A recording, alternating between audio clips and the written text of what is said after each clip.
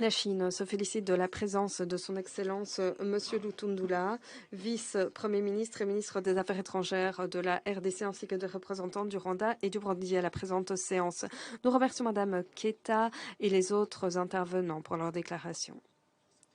Cela fait déjà un certain temps que le gouvernement congolais a engagé des réformes dans des domaines clés et améliorer sa gouvernance, ce qui dope la croissance économique, contribue à la préparation des élections de 2023 et à la démobilisation des forces armées.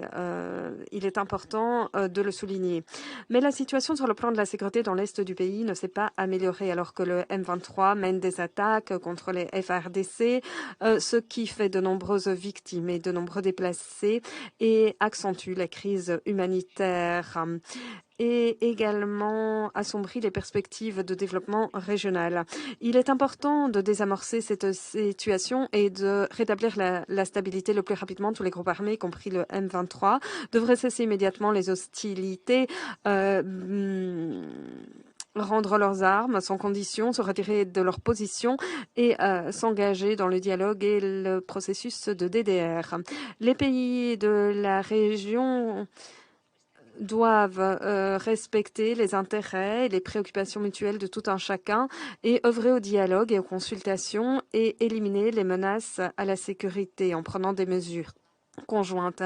Les dirigeants de l'Angola, du Kenya, du Burundi, entre autres, par leurs efforts de bons offices et de médiation, ont promu le dialogue entre les pays de la région, ce qui a permis notamment d'apaiser les tensions dans la zone.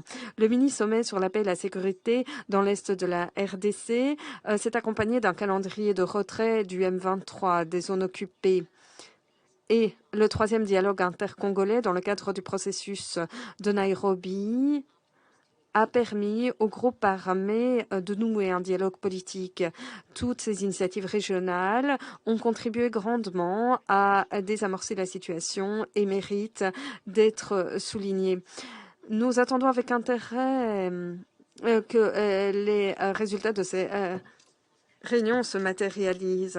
Nous devons continuer d'aider les Africains à trouver des solutions africaines aux problèmes africains, les aider en matière humanitaire, politique, financière et technique et créer des synergies avec les pays de la région afin de promouvoir le rétablissement de la sécurité dans l'est de la RDC le plus rapidement possible.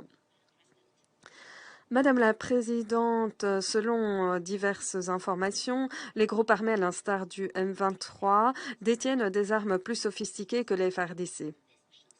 Cela démontre les effets délétères de l'embargo sur les armes sur les capacités du gouvernement de la RDC en matière d'armes, ce qui va à l'encontre des objectifs recherchés par les sanctions lors de la visite récente du comité de sanctions sous la houlette de l'ambassadeur Biang. Une fois de plus, les Africains ont demandé que soit levé l'embargo sur les armes contre la RDC. Nous allons appuyer le renouvellement du mandat de la MONUSCO et les négociations, et nous souhaiterions que soit levée la nécessité de notification pour ce qui est des restrictions des armes concernant le gouvernement de la RDC.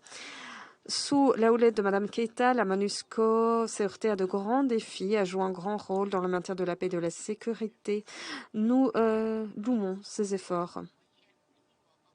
Nous sommes favorables au renouvellement pour 1 an du mandat de la MONUSCO. Nous espérons que cette dernière pourra ainsi allouer davantage de ressources à l'appui au processus de paix, à la protection des civils, au maintien de la paix et de la sécurité et transférer les responsabilités qu'elle ne peut assumer à l'équipe de pays, au gouvernement de la RDC. Étant donné les besoins actuels du gouvernement de la RDC, fournir un soutien logistique et technique sera nécessaire dans le cadre des élections de 2023. La Chine encourage la MONUSCO à continuer de renforcer la communication avec le gouvernement congolais et cela en garantissant la confiance, l'entente et créant des conditions propices. aux tâches de la MONUSCO. Nous espérons également que le gouvernement de la RDC garantira la sécurité des casques bleus dans le cadre d'adoption de nouvelles mesures. À l'heure actuelle, la MONUSCO a pu se retirer du Kasaï et du Tanganyika. Nous espérons que la MONUSCO pourra tirer parti de ces réussites, continuera de communiquer avec le gouvernement de la RDC, respectera ses opinions et prévoira des paramètres pour le retrait, pour un retrait ordonné responsable.